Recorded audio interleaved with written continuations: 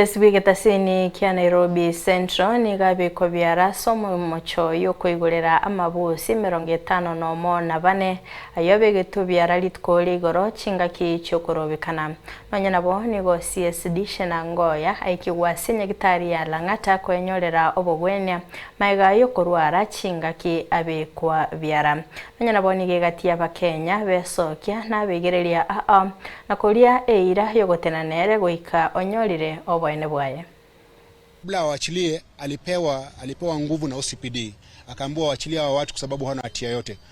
Baada ya kuwaachilia watu nyumbani, jioni kulikuwa na press conference by Murkomen ambao alisemekana kuna watu 300 ambao wameshikwa, lakini wale watu 300 hawakuachiliwa.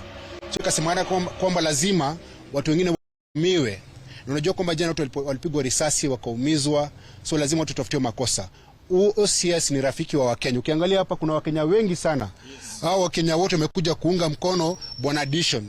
Nasema kwamba akienda kotini tunamtolea bond, tutampigania na polisi wote Kenya mzima.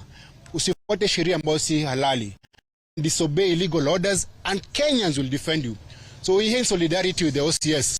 We'll pay his legal fees, we'll support him, and if he's fired, Kenyans will hire him. So from today, he's ours. Si ni kweli? Huyo askari sasa ni wetu, si wa Murkomen ama Kanja, ni wetu. Na askari wote Kenya mzima, usipige wa Kenya. Wa Kenya wanawaunga polisi mikono, wapewe mshahara mzuri na wapache kuwa wa Kenya. That's why we're here. Indeed, this morning we've been so surprised an OCS exercising his constitutionally mandated powers to either decide for suspects to be arraigned in court or to be released. We understand and we all know the law. The OCS has those powers. The OCS is the officer commanding police station. He takes instructions from the law. So obviously, if at all he has violated any police code of conduct, then that becomes a disciplinary issue. We are surprised that he is being arrested and tried and being dragged through the criminal justice system. But one thing we want to assure Kenyans is that there is a plethora of lawyers, including myself, who have put themselves out there to represent any person who stands with the law, including this OCS.